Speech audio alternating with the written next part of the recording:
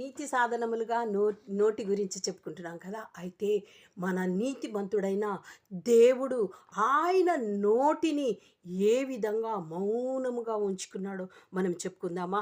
యెషయా 53:7 అతడు దౌర్జన్యము నొందెను, బాధింపబడినను అతడు నోరు తెరవలేదు. వదకు తేబడు గొర్రె పిల్లయు బొచ్చు కత్తిరించు వాని ఎదుట గొర్రెయు మౌనంగా నుండునట్లు అతడు నోరు తెరవలేదు. వదకు తేబడిన గొర్రె ఏ విధంగా మౌనంగా ఉంటుందో, బొచ్చు కత్తిరిస్తుంటే ఏ విధంగా మౌనంగా ఉంటుందో గొర్రె, ఆ విధముగా ఆయన బలిపశువు వలె ఆయన ఏం చేశాడంటే మౌనముగా ఉన్నాడు. ఎందు నిమిత్తం మౌనంగా ఉన్నాడు అంటే ఆయన లోకాన్ని ఎంతో ప్రేమించినాడు.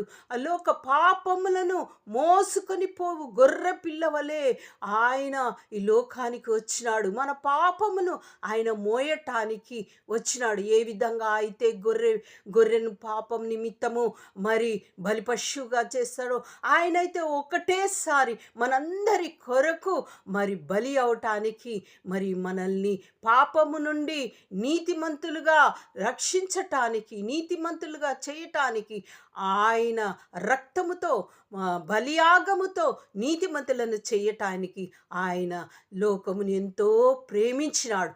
ఆయన ప్రేమ ఆయనను నోరు తెరవనీయలేదు.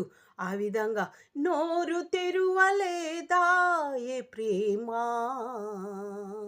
బదులు పలుకలేదా ఏ ప్రేమ, నోరు తెరువలేదా ఏ ప్రేమ, బదులు పలుకలేదా ఏ ప్రేమ. ఎవరి కోసమో, ఎవరి కోసం? అది నీ కోసమో నా కోసము మాత్రమే. అంటే ఈ లోకమంతటి కోసము. దేవునికి స్తోత్రం. ఆ విధంగా అయింది. మత్తయి 27:12-14 ప్రధాన యాజకులను పెద్దలను ఆయన మీద నేరము మోపునప్పుడు ఆయన ప్రత్యుత్తరం ఏమీ ఇవ్వలేదు. అయితే ఆయన ఒక మాటకైనను అతనికి ఉత్తరం ఇయ్యలేదు కనుక అధిపతి మిక్కిలి ఆశ్చర్యపడింది. వారెన్ని ప్రశ్నలు వేసినా కానీ ఒక్క మాటకి కూడా, వారు అడిగిన ఒక మాటకు కూడా ఆయన జవాబు ఇవ్వలేదు. ఎందు నిమిత్తము అనంటే ఆయన ఆ సిలువ బలియాగమును అంగీకరిస్తున్నాడు మన కొరకు.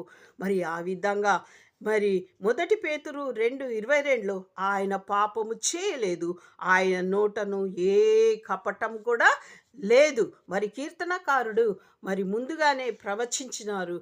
38:13